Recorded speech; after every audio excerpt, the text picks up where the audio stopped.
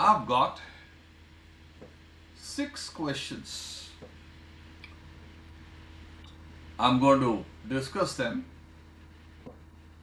I'll show you the PPTs I have for each one of them. They have the essential content for each one. Let's first understand. Once we understand, get the framework, get the details, the analytical chain, then it becomes easy for us to represent it in our own style, with our own, imprint. So,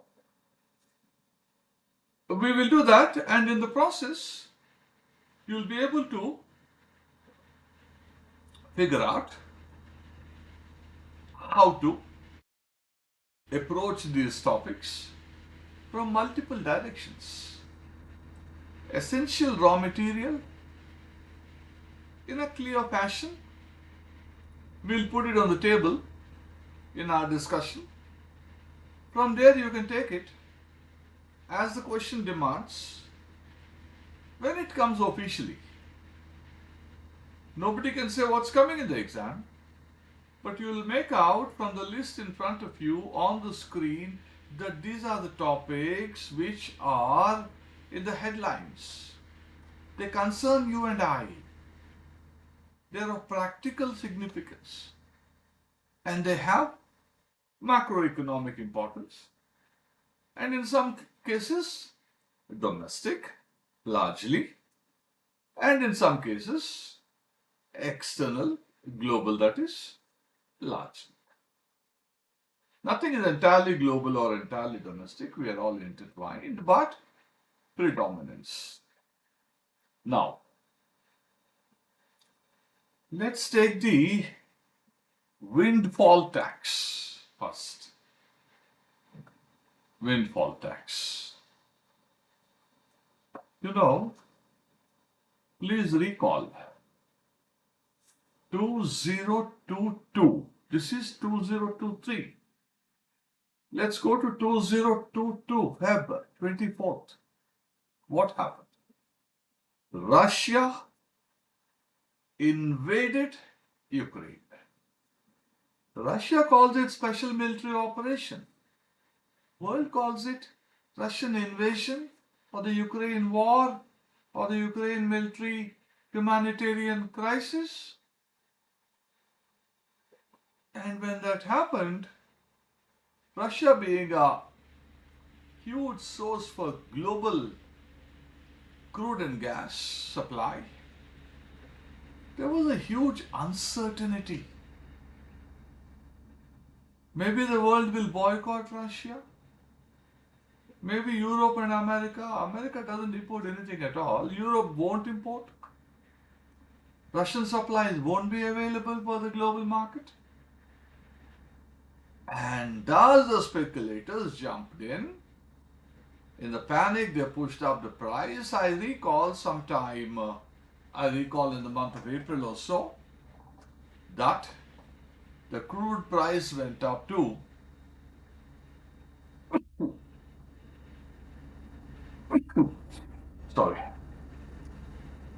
the crude price went up to 149 US dollars per barrel. Of course, for a brief second. After that, fell down. And yes, 116, 110, all that. So, Russia also panicked. If Europe won't buy Russian oil, where will the Russian oil go?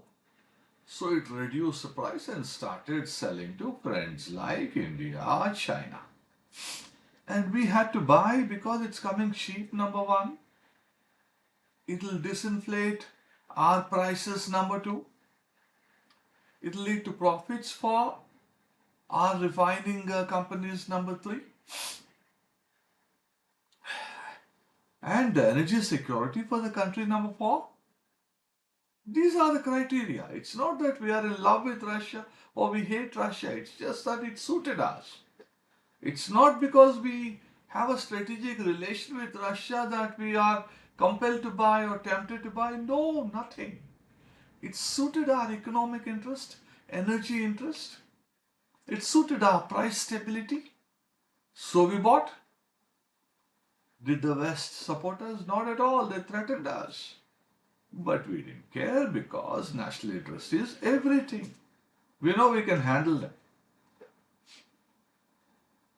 So, Indian companies bought. Actually, Reliance and other companies refined to export to Europe. That's how Europe survived the crisis. Otherwise, the cost of living crisis in Europe would be far worse. Germany would have slipped into a recession long time. So India helped them. Not because we wanted to help. It made economic sense, financial sense. We made profits. Now, you know what happened? So our companies bought Russian crude at a very throwaway price. Huge difference between the global price and the price at which we sourced it from Russia. And they made killer profits, windfall that is unexpected and abnormal profits. You know, windfall. If you invest in technology, manpower, raw materials, marketing, logistics, and as a result of that, if you make profit, then it is not windfall. You invested to generate profits, you made profits, and those profits are linked to your investments. But here, what have the companies done to reap such unprecedented profits? Nothing. So the government told them, we'll put tax on your production, excise production. X amount of tax on the crude that you are buying from Russia because you're making profits for which you're not responsible. Market conditions are responsible, and therefore this tax you please will collect, pay us. And we told ONGC also, because ONGC, even while it brings crude from domestic sources, it sells to the refining companies at the same price that the refiners would source it internationally. So ONGC was selling to the domestic refiners at a price which is very high.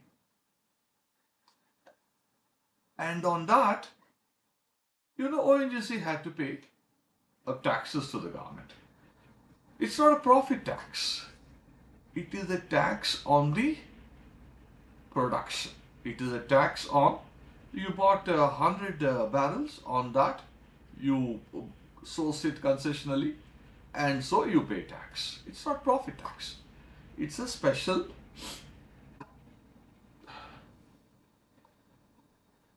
additional excise duty.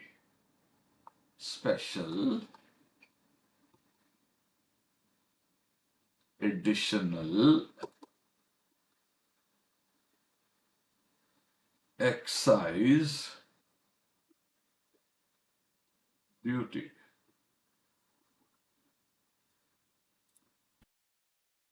If it is profit tax, the government has to share it with the states. This is cess actually. This SAED is ED is equal to cess. So ONGC was selling to the domestic refiners at the global price. And so it has to pay the windfall. It's making profits. And the refiners sourcing from Russia were also making profits. They had to pay SAED. This is the windfall tax. Now, is it right? Of course it's right. Why? Because the government needs money, number one. And the government has to use it for redistribution, number two. Government needs the money so that the crude prices can be kept low. Number three, prices were not reduced. But this money helps in subsidizing other goods, maybe fertilizer, etc. So this is for redistribution and financial stability, subsidization. When you are exporting, the government put tax on the crude and other products that you were exporting. You were exporting diesel, aviation turbine fuel, petrol, and so on. We will allow you to export, but pay some tax on us, to us. Why? Because we would like you to sell at home. We don't want any price rise at home. You would like to source it from Russia, sell it to the world, not sell in the country, because selling the world will get you dollars. Selling in the country, you have to sell per rupees.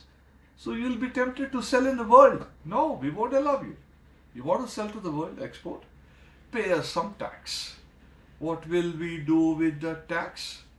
We'll do redistribution, welfare, stability, subsidization, and so on.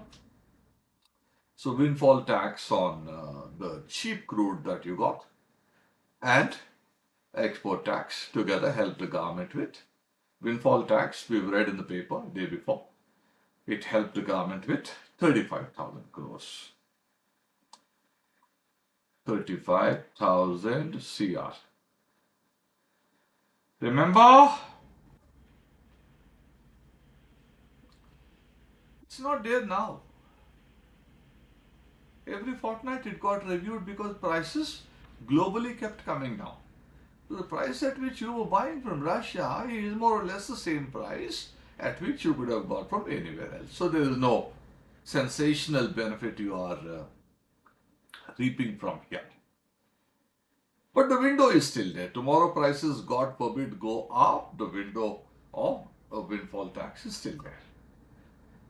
So you could reimpose, but as of now, having periodically reviewed, today you are not imposing any windfall tax, which is a special additional excise duty.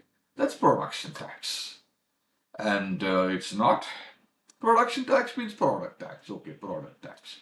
Don't get hyper technical, product tax. All excise duties are product taxes. There's a cess on the excise duty. Don't call it cess. Call it special additional excise duty. That's the story of the windfall. Windfall tax. Now, uh, this is all there is to the windfall tax. Why? And some people say, why not? Why not? You are taxing the companies and for no reason. But then the government says these profits are not a result of the efforts of your company. They are accidental and we need the money like you need the money. As and when there is no more a reason for continuing with them, we'll withdraw them. That is the rationale of the government. There can't be any criticism because the government is a redistributive agency. It has to do it. And so it has done it. That's as far as the windfall tax is concerned. Now, I'm sure it's very clear. All of you know this. I'm only putting a perspective on it. Number one, confirming your knowledge. Number two, setting an analytical train. Number three, that's all. That's all. All of you know it. You are here to sort of confirm that you are heading on the highway. Global supply chain diversification and India as a beneficiary. India as a beneficiary. So let's get into that.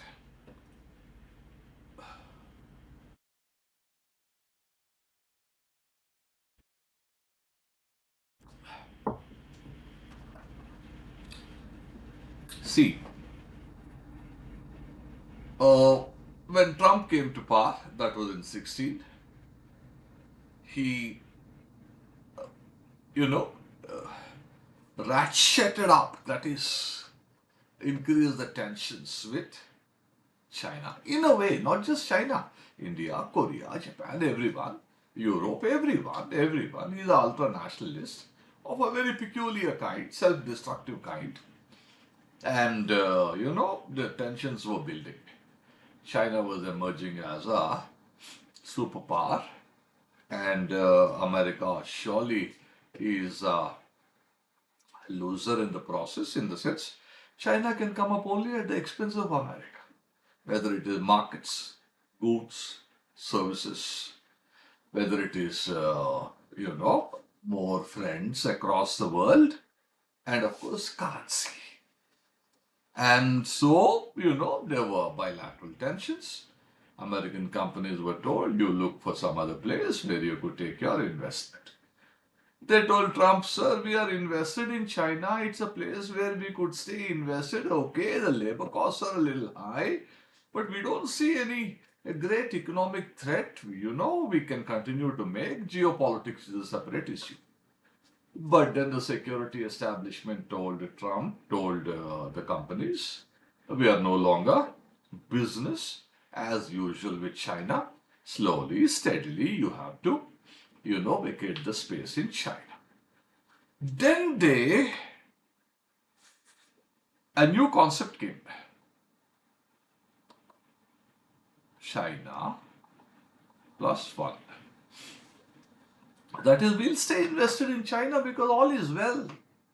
It's okay, tensions are there, we know. We are also trying to diversify into Vietnam, Thailand, Bangladesh, India, elsewhere. We are doing it. But then in 2020, Feb or so, the pandemic struck. Factories were closed. And China was not able to produce and supply. Ships were not operating, plants were shut down, ships were not operating. Sailors went home to the developing countries, and so suddenly we woke up to the fact that the entire supplies were concentrated in China, and should something like this happen again, we'll again be caught napping, we'll be starved for the inputs and imports. So let us diversify. Then came China's shutdown. Initially, the political tensions, geopolitical tensions, and question marks about the reliability of investing in China for producing goods and services for the world. Then the pandemic.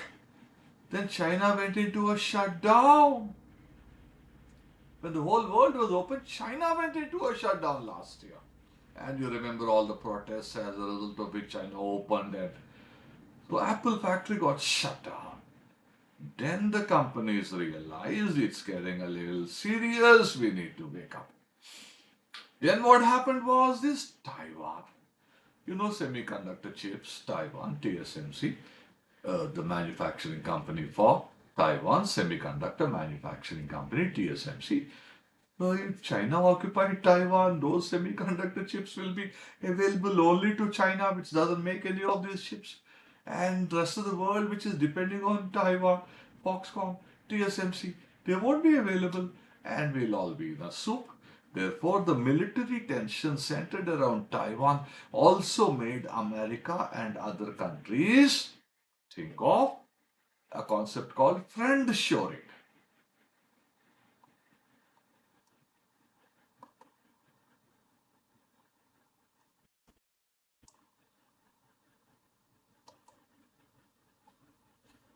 Friend shoring means you bring your produce goods in a friendly country, and from there you take the goods to your domestic market.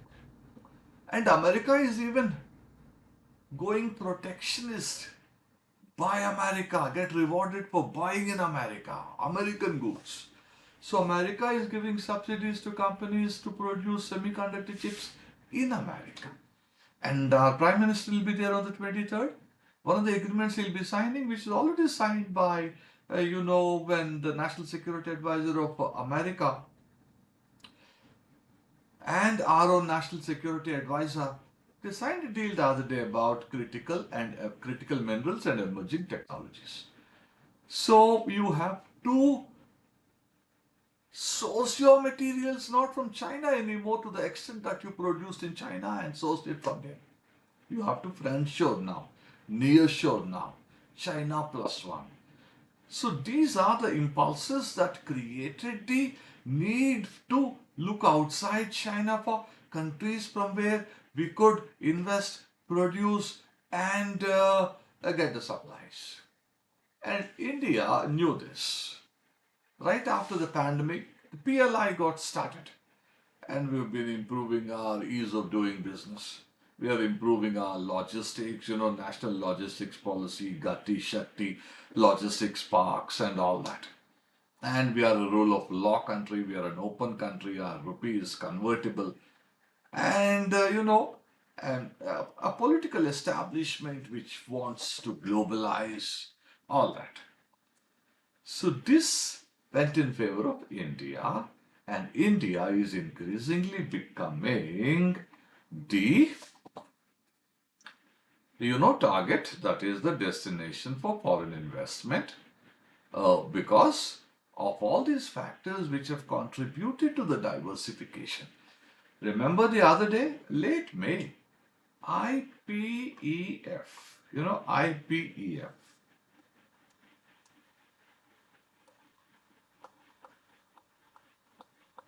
Indo-Pacific Economic Forum. Indo-Pacific Economic Forum. Yeah. 14 countries are there. We are also there. After all, it's Indo-Pacific. Indo means India. Indian Ocean, but India. And IPEF is, 4 pillars are there. 4 pillars. We are members of 3 pillars.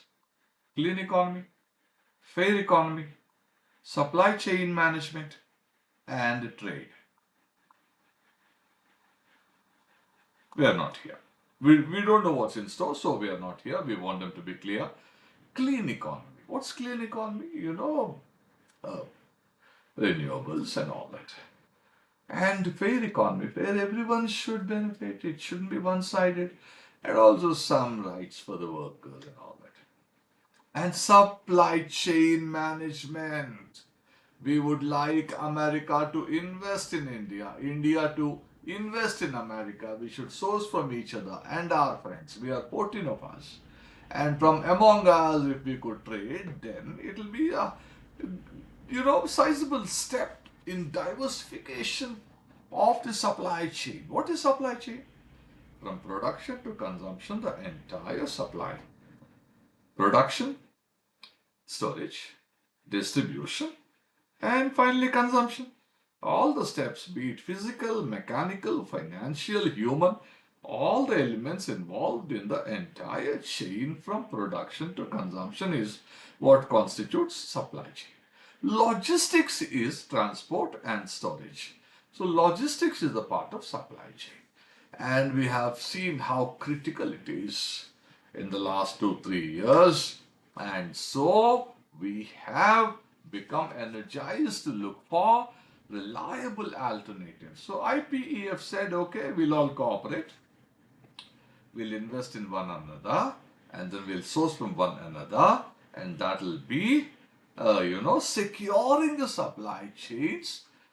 The trigger here is, pandemic may never come again, but geopolitics is here to stay. We have seen nothing at all yet. This Taiwan thing is going to blow up. We better get ready in a proactive manner. So that is how India stood up to global expectations. And what are you witnessing? Apple is making the iPhones in India for almost the entire domestic consumption is being manufactured in India. We are also exporting, earning billions of dollars. Foxconn is coming here. And you have seen, GE, the jet engine they would like to make in India in collaboration with Hindustan Aeronautics Limited, HAL. And then you are seeing Microsoft and other data centers. Plus, we are talking to, Tesla also, if they would like to come here and make, but he is a bit of, too clever a guy. We don't want people to be so clever with us. So we are telling him, come invest in India. You got a whole lot of, benefits here. You go invest in Tamil Nadu, Gujarat, Maharashtra, Karnataka, Andhra. Wherever you go, the whole India is, rolling out the red carpet. So people are coming to invest in India. More and more of them will come to invest in India.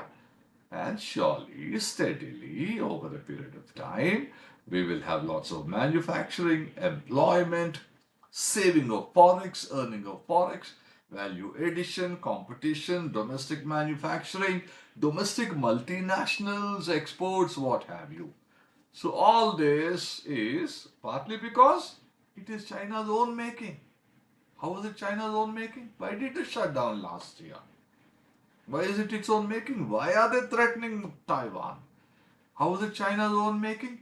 Labor costs are going up in China. So the investor would like to have, cost of production reduced, especially when there is a opportunity like India. India is a huge market. Make in India, for India, and for the world.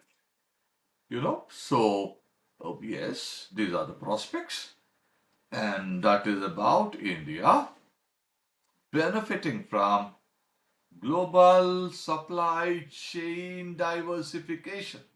You know the reasons why it is happening? You know how India is measuring up? You know the geopolitics?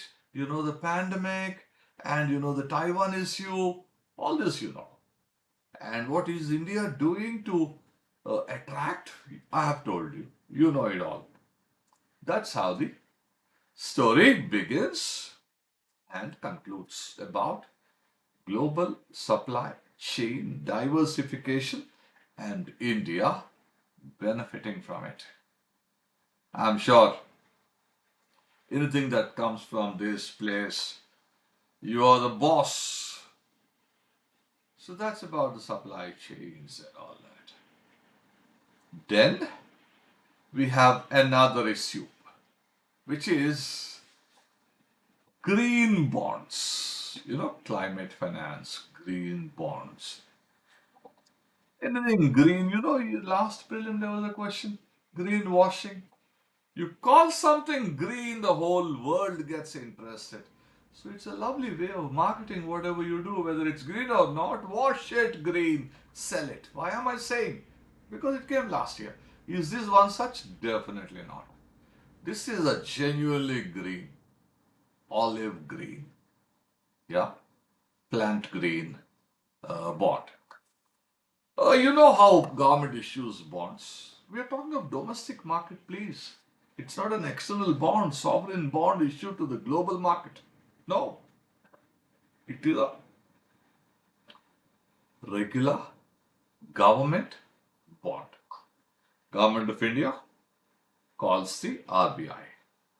You float a bond and sell it to whoever wants to buy, banks and others, financial institutional investors, retail, you and I.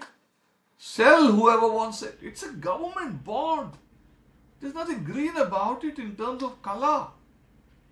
It's a government bond. Government of India, RBI, market. So, in the 22-23 budget, the government announced that we're going to issue about $2 billion worth of green bonds, domestic market. And we would like to raise the money. Why do you call it green bonds? Because we're going to use it for energy efficiency, energy conservation, investment in renewable energy, green hydrogen.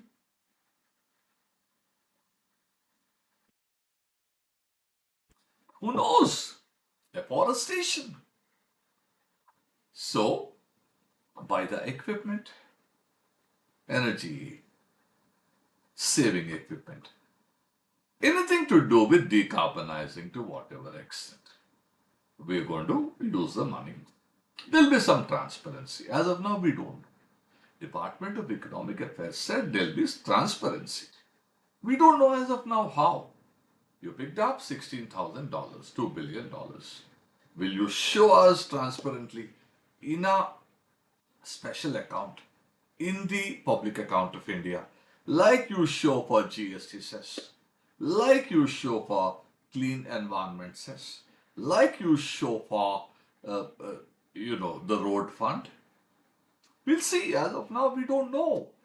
You raised the money only for 3-4 months back, some Feb, March, and all that, last fiscal year. So you'll do all that with that. And what has been the takeaway for you? The takeaway is, when you want to mobilize 100 rupees, take this bond, give me 100, I'll pay you 7% of interest every year, according to a certain periodicity, will work out. It's there in the document. But if I ask you to give me 100 rupees because I want to invest it to decarbonize the Indian economic growth, then you won't ask 7%. You will ask 6.95. Why? We are also patriotic. We are also environmentalists. We are also developmentalists. We would like to help the government source the money rather cheap so that government gets additional incentive to mobilize more money for green investment. This is a classical ESG window: environment, social, governance. I'm talking about E. This is the E. So when you want to raise money for environmental considerations, investment, because climate change is everywhere. There is climate change. And climate change today, Delhi is so cool as if you're on a hill station. And today is the 19th of June. And weather like this. And the whole of last week it was raining. Kind of. For a few days it was hot, 3-4 days. Before that it was raining. This is climate change. Make no mistake. Don't be a cynic. Accept it to be climate change so that we can reverse it. If you are in denial, then when it actually comes, you'll hard land. Yes? So better to soft land by reversing it with our steps. So everyone loves green bonds. Why? I told you, because it's the money you are raising for investment where environment is a central concern. You're trying to push back climate change by bringing down the greenhouse gas emissions. After all, by 2070, we have to be carbon neutral. Haven't you seen the central electricity plan which came up about 2 weeks back, which says that by 2032 you would like to have about 2/3 of India's electricity generation through renewable sources. Wonderful. For that you need investment. What is Gati Shakti about? Gati Shakti is infrastructure, of which power plants are a part. What is National Bank for Infrastructure and Development about? Power plants are a central part of your infrastructure. So, they are all linked. Green bonds, 16,000 crores. With that, the government can raise another 20, 30, 40. Because everyone would love to contribute to government bonds. Most secure. And they become even more attractive if they are green. And remember, they're just like any other government bond, multi-year maturity, and the interest you have to pay would be about 7 something. It's a market driven interest, but here there's a little less because it's green after all. And you have not gone abroad for it as of now. As of now, you may not also, even if you float a green bond for global participation, I'm sure you'll confine it to World Bank, AIIB, Asian Infrastructure Investment Bank, or New Development Bank, NDB, or Asian Development Bank. Yeah, these are the places where you would like to sell, not in the global commercial currency market. No, these are all multilateral bodies. So, yes, you are covering all places so that this venture succeeds. That's my take on green bonds. You know, green bonds. So,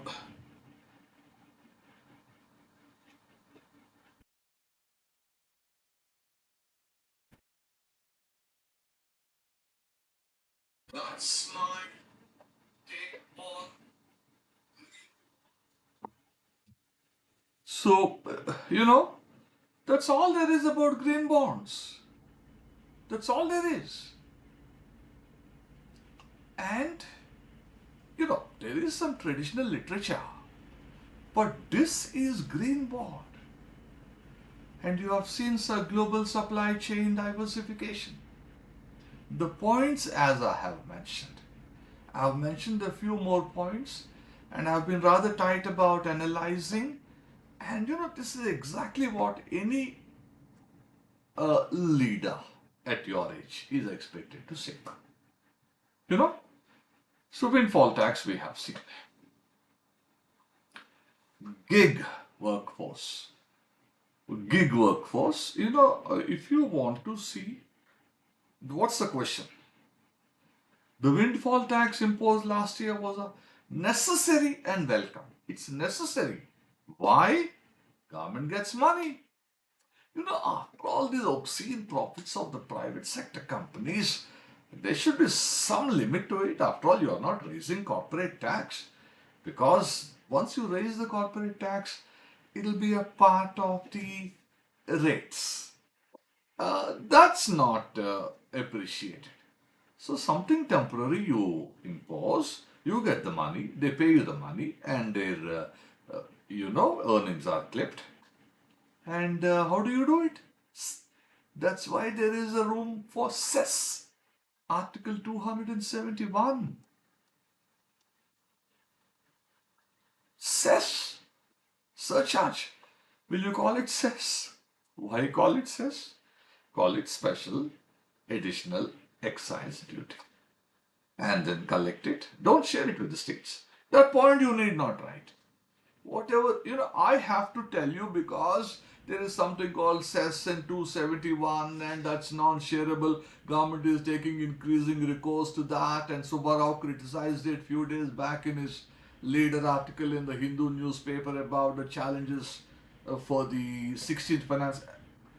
I have to tell you, but please understand. I have told you this much. You need to write only this much. Why?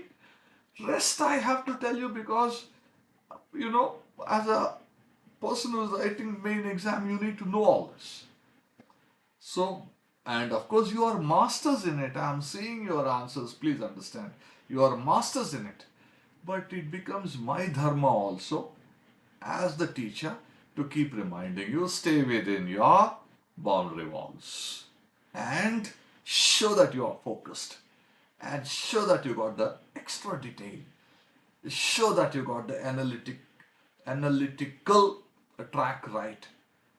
Then that's the what the examiner wants. See, unexpected and significant profits. Windfall, keep it inverted. I don't have to tell you anything, you know everything. I just have to. I'm saying it because as a teacher, it's my habit to tell you. Profits that are not the result of any specific bill. You have not invested. That's not a business decision. It's there. You struck gold. So pay me my tax. You have to take care of only your company and your share price. I, the government, have to take care of the whole country. And therefore, I've got every reason, which again goes back to this. Necessary. My budget, I'm borrowing so much. My fiscal deficit target this year is 5.9% of GDP. 5.9! Unbelievable. That's my current. I need money. So this is a godsend for me. So please part with a certain amount, 35,000. That's decent. 35,000 is decent.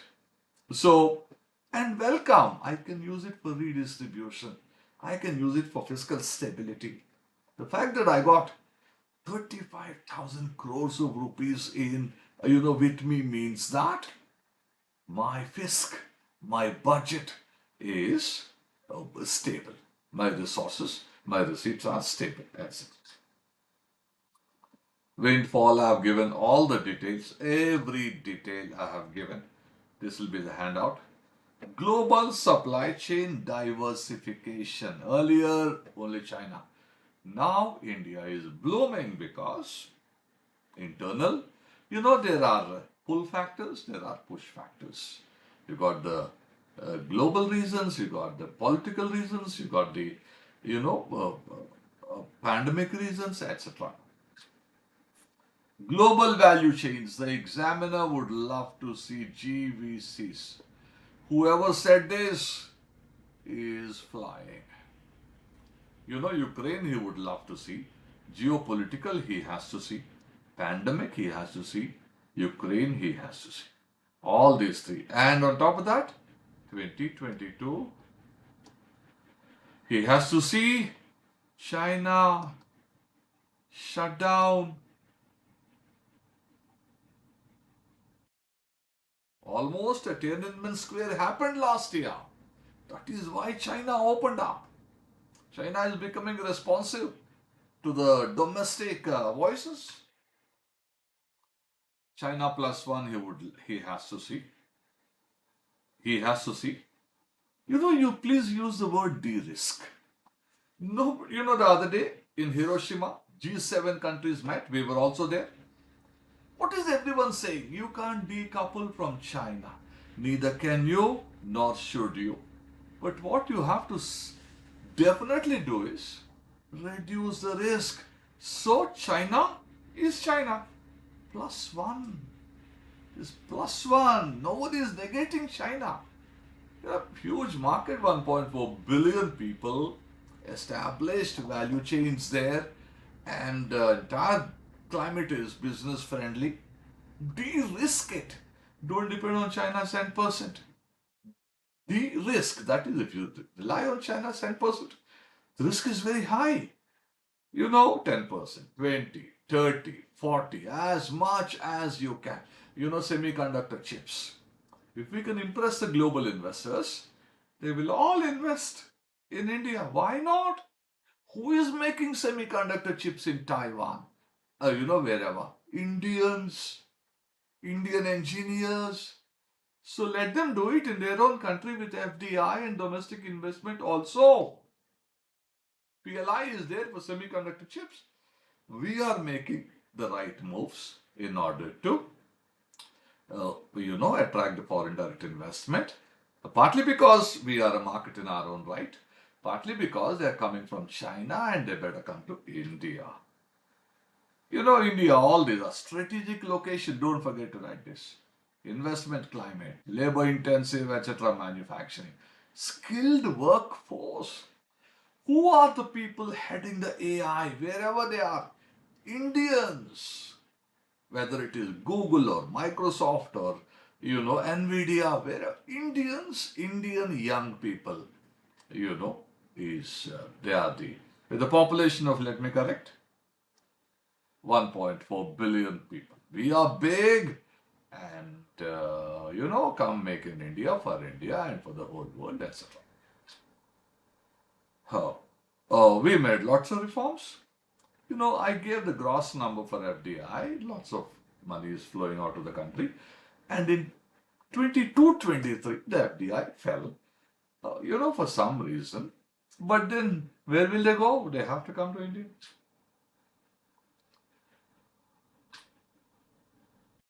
You write about industries also. Automobiles, electronics, pharmaceuticals, information technology, etc. Of, the 14 nation IPEF the other day. Again, China plus one. So please go through this material. You know all this. I know that you know. Read this. It will take you. You will love it. 7 to 10 minutes it will take you.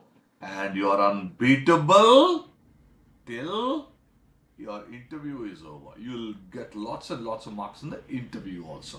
This is exactly the line of reasoning the institution, the body, the board expects. Now let's move to the green bonds. These are the green bonds. I told you. I remember Feb and March. You also remember. They raised it. Who raised it? RBI raised it. Entirely from within the country. A lot of people think we floated it in the global market. No, no, no. Why global market? Your investment is in rupee, so you raise it in rupee, so you raise it in the country, and all the FIIs and LIC and all these SBI, they got a lot of money. They would love to invest in these bonds because it makes them feel patriotic, progressive, and so on and so forth. You know, so you picked up this money, green economy, and on the day the government went for the green bond and the Department of Economic Affairs gave a press release, some very senior people also said things which are not maintainable in the UPSC answer because the professor is very focused. They said that there will be a dedicated account within the consolidated fund. Consolidated fund does not have windows separately. This is consolidated fund. Consolidated Fund of India. This is public account of India. Here you got windows. This is GST, this is environment, and this is a road, and this is whatever. National Small Savings Fund, etc. In the PAI, you got the windows, separate, segregated amounts which are, shown as to how they're spent and all that. But here, all money goes into that. That's Consolidated Fund of India. So if you say that there'll be a separate corpus kept within the consolidated, it's not a blunder, for God's sake. You are talking of very advanced concepts. But God forbid, if there is a public finance expert who is correcting your answer. Sheer absence of luck. 99% of the examiners will be very kind. But someone who is, full of public finance knowledge, his conscience won't allow him unless he cuts about a couple of marks from your answer. But rest of the answer being good, he may cut only 1 mark. Because, this is UPSC, Supreme Court. They're all highly, highly rarefied and all that. So that's the green bonds answer for you. Where are you going to invest? Efficiency, renewable, sustainable transport, water conservation. They're all threatened by climate change. Low carbon. These words you have to use. You will use, I know that. Typically issued in INR, Indian rupee, etc., etc. Who are the gig force? What are the statutory provisions for their social security? What difficulties does it pose to ensure their implementation? Gig force, they are neither formal nor informal, neither organized nor unorganized. None of them. Why? They are self-employed. They are not in an employer-employee relationship. They are called independent contractors. Okay, I'll deliver the parcel, give me whatever, 10, 15, 20, 25. So they're paid for each gig, each work, each project, each delivery, ride or whatever. So, classifying them in the existing format is not possible nor correct. So they have this designation, independent contractor, self-employed and all that. Now the point is, you know, uh, that is the gig workforce. Millions of them, it's growing because of e-commerce and because people don't want to, if I want to have a samosa, I can't go out and sit with people. I have too much work, but I can't, you know, stop eating samosa. Swiggy will get me.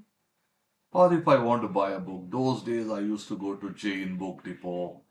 I used to go to Jawahar Book Depot, all that. I can't go anymore. I just don't have time. All I have to do is Amazon or Flipkart and I get the book. The guy is paid. So too many people are, and this Blinkit delivers me 18 minutes. So no sensible person will go out unless it's on a holiday, birthday, little kids go, young people go, etc. And so e-commerce is growing. Gig workforce is growing. And so the labor code on social security 2020 made a provision for them. The government will contribute some money and the private sector that employs them, not necessarily private sector, even the ONDC, that open network of digital commerce, they can also, whoever. The e-commerce, that is the digital companies, the platforms, they'll pay. Government pays. There'll be a fund. Why am I saying they're informal? Informal is characterized by lack of social security. Formal, social security, holidays, regulated work hours, and so on. Informal, nothing. Informal, there's nothing. No social security, accident insurance, life insurance, medical insurance, nothing. So they're informal. They're dealing with Swiggy. They're dealing with Blinkit. They're dealing with formal guys. They are not registered as gig workers. There's no need. And they're not working for one company, they're working for multiple companies. And there's no work hours, nothing. So, it's a very peculiar form of, unique form of employment, self-employment, etc. But, so that's the Social Security Code says that the private companies and the government contribute to a social security fund for the gig force. You remember, 23-24 Rajasthan budget, they are creating 300 crores for the gig workers. The multinational companies are also there. For God's sake, you can't get aggressive. You have to, persuade them. Otherwise, investment will suffer, which can be a bigger threat. Investment, consumption, GDP comes back to employment again. So you need to persuade them to contribute to the fund from where accident, life, insurance, etc., can be paid. Now, what are the difficulties? The difficulties are there is no fixed period for which they work, number one. There's not one company that they work for, number two. And anything may happen to threaten their life, number three. Why should the company take the responsibility, number four? What is the level of responsibility they should contract, number five? And what will happen to investment in that context? Will that be deterring investment, number six? These are the difficulties. The best way to resolve these issues is come, sit across the table, Swiggy, Zomato, Blinkit, Amazon, whoever, states, center, all of them sit down, crash it out in Vigyan Bhavan, pass a resolution, take signature, and do it. After all, they are our brothers and sisters. We have to take care of the people who are making our life easy. You know, we have talked about the social security, talked about the difficulty, we talked about the definition. That's about the gig workforce. And is it likely? I don't think so, because last year he asked you a good question. How are women finding the gig economy supporting them? Work from home. Women aren't going to office. Transport is a problem. Last mile is a problem. Work culture there, the hostility is a problem. And not being paid enough is a problem. Kids are there at home is a problem. Culture is a problem. Having to take care of, food, whatever, that's a problem. You sit at home, you got your computer, you're a graphic designer, whatever, and then you work for 10 companies, augment your income. Good for you, good for the family. So women are loving it. In my view, maybe I'm exaggerating, but women are unshackled. And then there will be a, greater impulse to learn. I learn computers, coding, graphic design, and the whole world is at my fingertips. I'll work for So there is so much work if you want to do. There is so much that you can do, and women are not known to shirk work. So all this, he asked you last year or the year before, I don't know, gig and women. Now gig and social security. British courts the other day, last year, pronounced a verdict, take care of their social security. A lot of courts are saying this. So another opportunity for us too. The code on social security, life and disability cover, accident insurance, health and maternity benefits. These gig workers have registered on the E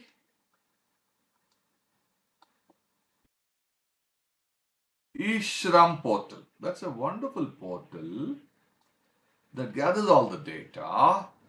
God forbid another pandemic comes, or for any other reason, the government has to unveil social security measures. You got the data ready. Last time you got napping, you didn't have the data. Now you got the data and you can make sure that no one is put to, unnecessary inconvenience and agony like it happened last time, 2020.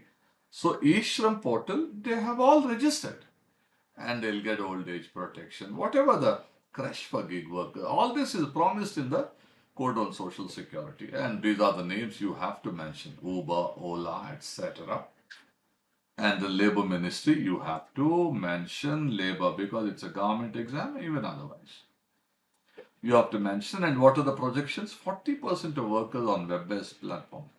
Only 40% health insurance, while 20 were covered for employment injury. Others did not have. 21 report by ILO and Niti Aayog also you have to quote. And the companies have pointed several difficulties. They're self-employed, multiple companies, irregular incomes, all that. They would love to evade. But then you have to catch them and ask them to cough up because, these are the people who are serving us. They are the backbone of our daily convenience. I have elaborated. So that is how it is imperative that we reach out to them. That's about the gig workers. Now,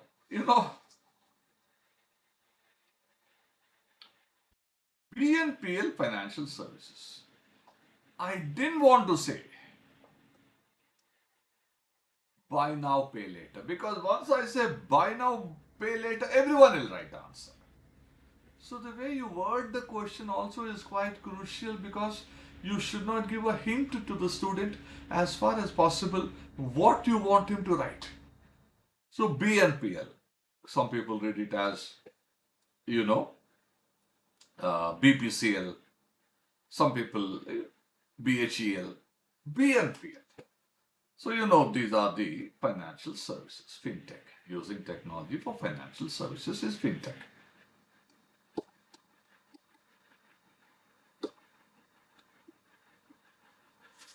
They're apps. So you go, Amazon, I want to buy the latest book by Chinmay Garekan, Centers of Power, PMO, Cabinet Secretariat, etc. I see a place there. You want to pay by EMIs, this, that. So, in India, 6% have a credit card. 94 don't have. Because they have no credit history, or maybe credit history that's not good. They want to buy, they may not have money right away, they're expecting money, they would love to buy. If somebody can chip in with a window whereby don't have to pay right away, pay a little bit, I'll give you the money, don't pay me any interest unless you default. There are some rules there, you people know everything about it. So on the face of it, it's very flexible, number one. Helps me become a consumer, number two. It's a boost to the economy, number three. And if they tie up with the banks, they can help the banks to lend more money, number four.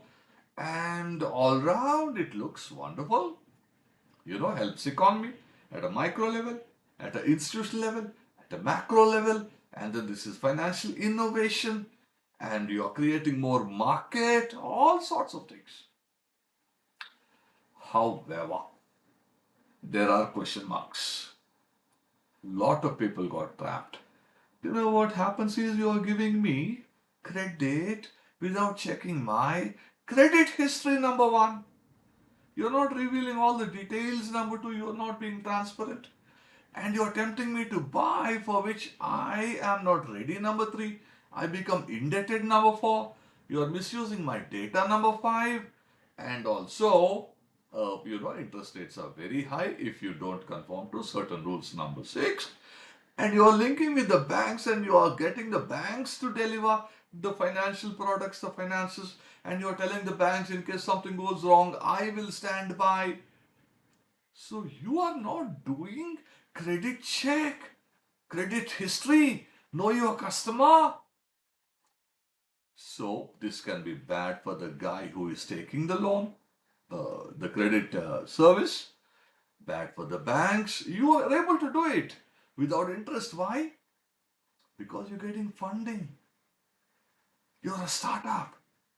You would like to have lots and lots of customer base. You will get even more funding. Aren't you seeing all of them blow up? So once you have cheap money coming, helping you to broaden your customer base, thinking that base will stay with you even after you go normal. We have seen all this. So RBI kicked in last year and RBI said no, without my permission you can't introduce any new products, number one. And RBI told them you have to be more transparent, number two. And these credit, etc., cannot be given by non-banking companies. The kind that they are doing. Basically, be transparent, number one. All new products that you want to introduce, don't do it without my consent, number two. And and there must be some other limits. So RBI had to kick in. Some people are creating the rumor that RBI has done it to save the banks who would not find so much of business. These people will take away the... Not at all. Not at all. The clientele are different. RBI kicked in to make financial stability. Because financial stability is important. If banks go bankrupt, the way they are being pushed to lend to people whose credit history they don't know, and say, I am a BNPL guy, the one who is lending, the app. And I gave you 100 rupees of loan, minus interest and all. I don't even report it to the credit bureau. And the credit bureau has to know all the details about all the borrowers so that they can create a credit history of theirs, so that anyone wants to give credit to them will know whether to give or not and how much to give, etc. They are not reporting to credit bureaus. They are not transparent. And they are lending without checking the credit history. They are a threat to financial stability and therefore are, it's wonderful. I don't have a credit card. I don't have a bank account, etc. These guys have come. They want to give me. They want to give me money. It's wonderful. But anything so wonderful could lead to something miserable. Good. So RBI will rather step in and regulate and prevent a financial crisis than be a spectator to the unfolding of financial crisis. That's about fintech. That's about fintech, the BNPL, Buy Now Pay Later Financial Services, RBI's regulation. See, Indian economy, consumption, the whole thing is I will give my left hand for anything that boosts consumption in the country. Consumption is everything. Consumption, demand, investment, supply, employment, more consumption. More financial inclusion. That is a virtuous cycle, and I'll do anything for that. And particularly when pandemic struck and the guys were not moving out and they had to consume, staying at home all the time 24/7, they had to consume a book now, a fruit now, a sort of whatever. All this, they came like a godsend. The advancement technology allowed, pandemic compelled, and therefore the two combined to make the BNPL guys all pervasive. Initially, we thought it's wonderful. They linked up with the banks and keeping the bank's future at stake, etc., etc. That showed up later. Credit cards, credit cards will check your credit history. These guys don't. Split second, they'll give you the money. So it's tempting. So many people fell into, this indebtedness, impulsive buying. So etc., etc., small ticket purchases, that's all this. Then comes, the examiner expects you to say this. KYC. He has to see.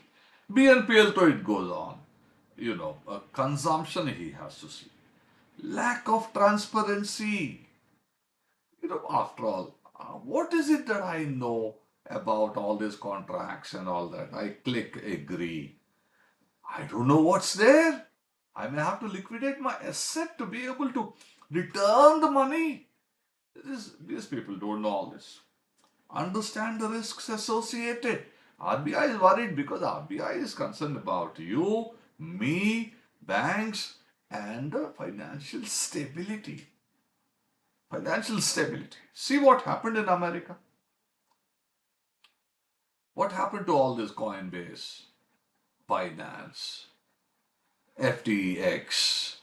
What happened to that Silicon Valley Bank, and after that some sovereign and all? Recklessness. So you have to be, doubly careful. Once bitten, twice shy. This led the RBI monitor the growth buy now, pay later industry. June 22, they kicked in. Prepaid instruments. Okay, you buy, you got some prepaid instrument with some Google Pay, whatever. I load money into that. Where did I get the money? The funding. Funders gave me, and I'm giving you. And if if anything happens, you have to give me back. If you don't give me, then the whole game is up. After that, there are so many other angles to it related to financial stability, indebtedness. So RBI must be knowing all that. So there's so many angles. We don't have to go into that. We are not commerce people. We are not into finance. We are general studies people. If you go extra technical, then it will get a pushback. Rigorous regulatory approval process. You have to get the approval, number one, and you can't load the prepaid instruments, number two. Their products are affordable for consumers. That is, interest rates and fees associated are reasonable. They are reasonable. That's also a problem. They may be zero. That's also a problem. You're getting guys to buy by tempting them and putting them into a trap, maybe. So there are just too many dimensions here. The euphoria about expansion of the financial base is completely uncalled for. You need to be far, far more, cautious about it. You're playing with Millions of people with small amounts. They have a family, mother, father, brother, sister, son, daughter. That's a family. You can't take liberties with their finances like this just because you have to show lots of numbers to get even more funding. No, that roguery. Financial innovation is one thing. Financial roguery. Don't say this in the exam. If you ruin the lives of people, that's what you are. NBFC, they have to see. The examiner has to see. RBI, of course. BNPL, of course. Credit card, they have to see. Financial over indebtedness, he has to see. Lack of transparency. Fraudulent purposes, you are misusing my data.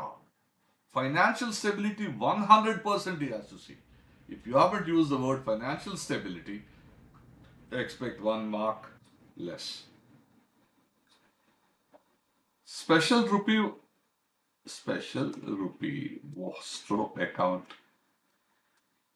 I don't know how SVNR came. SRVA. Special rupee. See, last few years, it was in 2008, global financial crisis. Made in America. Made in America. And the whole global economy got rattled.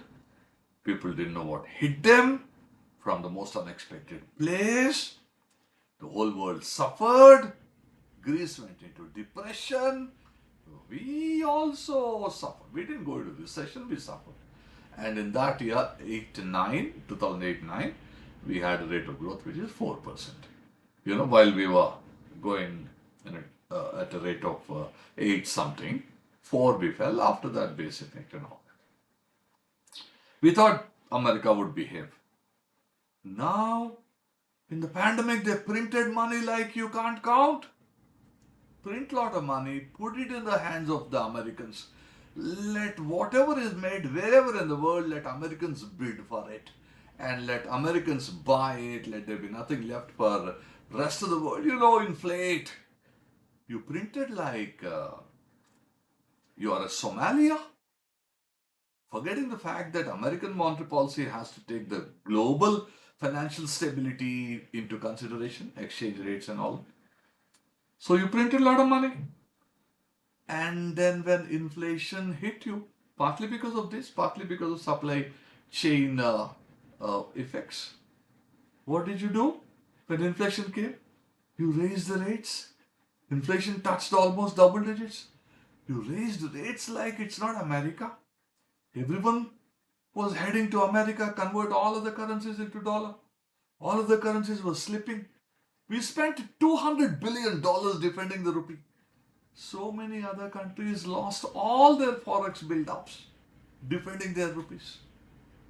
So this is not the dollar. And then what did you do to Russia?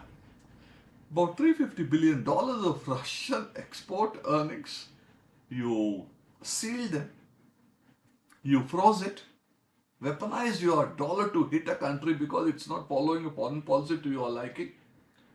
And then $8 billion of Afghanistan you froze because whatever, nobody is saying Afghani regime is angelic. But then they worked hard, they exported, they got the money, they bought your bonds and the dollar bonds and you can't confiscate them. Then we got up. Then we realized we have to do global trade, if possible, as much as possible, in rupee. Russia. Come. There is a bank, HDFC Bank, Union Bank of India, and then UCO Bank. You name it, so many other banks in the country. I am HDFC. From about 18 countries, UK, New Zealand, and Israel, and Sri Lanka, Russia, Germany, from all these countries come. Those banks of these countries want to open their branches in India, but it's very costly. The cost benefit is not right for them. So what happened? We told them, don't worry, come. There's a special rupee Vostro account, special Vostro rupee account, SV, a special Vostro rupee account. Vostro is what? Domestic bank holds a foreign bank account in the domestic currency. A Russian bank opens an account with State Bank of India, and when India is importing from a Russian company, India pays into that account of the Russian bank where the one you imported from, you've got the account there. This Russian bank has an account with State Bank of India. So they don't have to open an office in Nariman Point, Connaught Place. That's very costly. But they don't want to lose the business of India.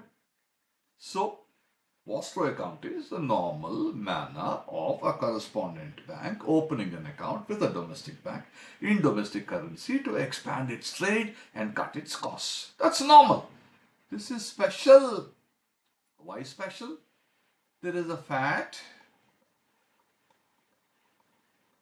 F. Financial Action Task Force says some countries which are non-cooperative, high-risk countries are there. RBI said from those countries, if any bank from those countries wants to open a special Vostro rupee account with an Indian bank, don't do it. And also some other rules. So this is a special Vostro rupee account number 1. Indian importers can pay into that. And Indian exporters, you are exporting to someone in Russia, and he will pay into his account of that bank. That will be transferred to Indian bank in which you have account. In that account of yours, his money will be deposited. So you can deal in rupees number 1. You can cut your dollar dealings number 2. Accordingly, so much of macro impact of this dollar can be avoided number 3. Okay, I don't have dollars, but I want to buy Indian goods. Can't I?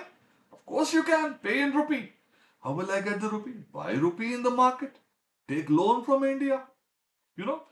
So it's far easier to get access to rupee to buy Indian goods and services than keep dollar. We don't know. And by virtue of keeping dollar, you will have your currency depreciate. And when you import at that rate, you are inflating the economy. And then you are underselling, you are undervaluing your export. You're selling more, but you're not getting enough money because your currency depreciated. Undervaluing your exports. Importing at a very high cost. Inflating the economy. All this why? Let's deal in rupee. When I export to you, pay me in rupees. When I import, I will pay you in rupees. Let your bank, Sri Lanka, have an account, Vostro account, special Vostro rupee account with my bank, all these banks. So you can trade more, number 1. Don't have to depend on dollar, number 2. I can push my rupee to, more people will accept the rupee, number 3. This is fine. Critically examine. Critically.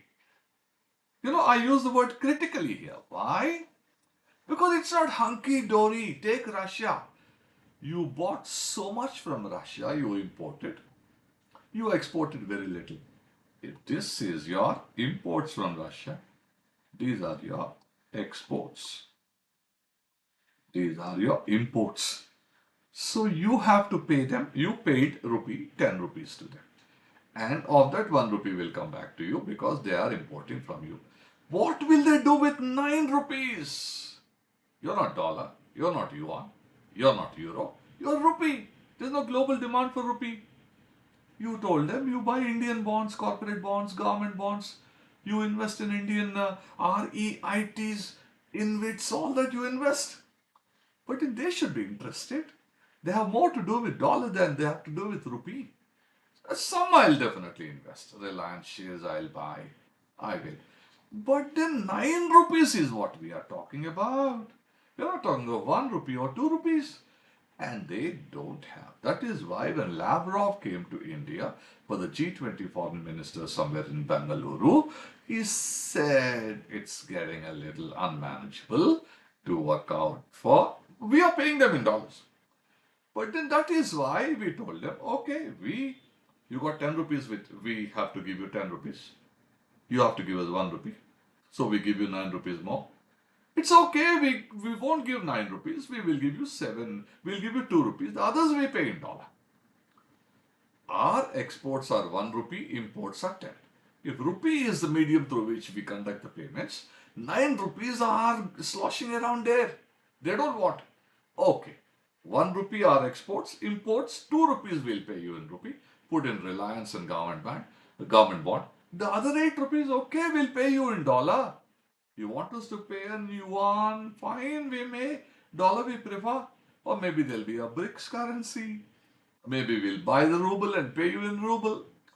So, the critical word here is it possible for you to have the rupee trade for all your imports and exports? It's not possible because the trade balance is in favor of other countries at times. If it's in your favor, that's okay, we'll adjust. Bangladesh can trade, UK is there, New Zealand is there, Israel, of course, is our best friend, it's there. So all this adds up to some, costs and a lot of benefits, and that is how we are proceeding with the special rupee Vostro account. You are sitting for the exam in September. As of now, 18 countries and about 50 banks or something. Maybe more countries will join. Maybe more banks will get the RBI clearance to have the SRVA with the Domestic Banks of India. The statistics can vary. It is only June, July, August, September. But this is the conceptual, matrix. These are the answers. Special rupee Vostro account, special Vostro. INR, that is special Vostro rupee account. We'll take it from the RBI press release. It doesn't go wrong. RBI. The benefits are you can trade more, number one. Dollars use can be reduced with all the benefits, number two. And then rupee also gets a leg up in the global markets of payments. Some countries will save the rupee, keep it as a reserve currency. And of course, we got to do homework for that. We need to have a rupee stable. We need to have an open economy and so on. The bank can earn interest. So there are advantages for our banks. How? Our banks will have deposits. What is the advantage for the foreign bank? Cut costs. Don't have to open a branch, as I told you, in Greater Kailash. Just one account with State Bank of India that takes care of all your expenses. You cut costs, number two, and number one, and then some forex dealings. Okay, I paid you in rupee. Russian, I have to import it. I've paid in rupees to the Russian company that has an account in the foreign bank, the correspondent bank.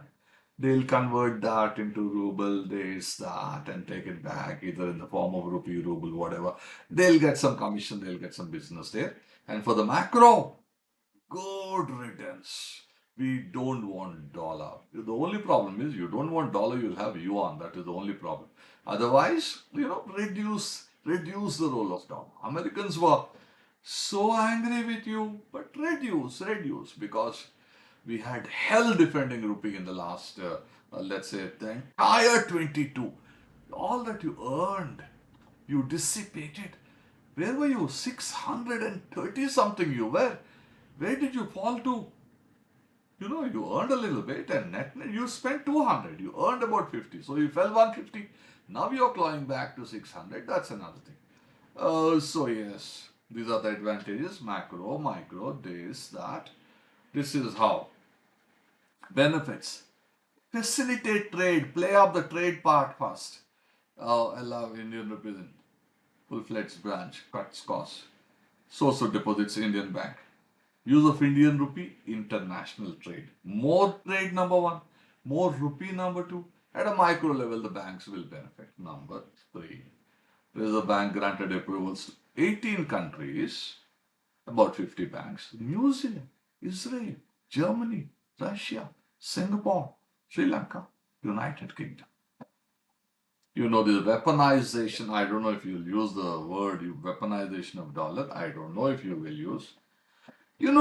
America, there are no friends for America. Tomorrow Trump comes and we don't know what's in store for us. Suddenly he says India is not buying from us, it's buying from France or UK, it's still buying from Russia, and so we'll freeze the, Indian dollar bonds. You finished? Uh, Wonky guy. So, we have to be, proactive about it. Weaponization, we don't want to be subjected to, etc., etc. Challenges. Take the example of Russia and you explain the challenges.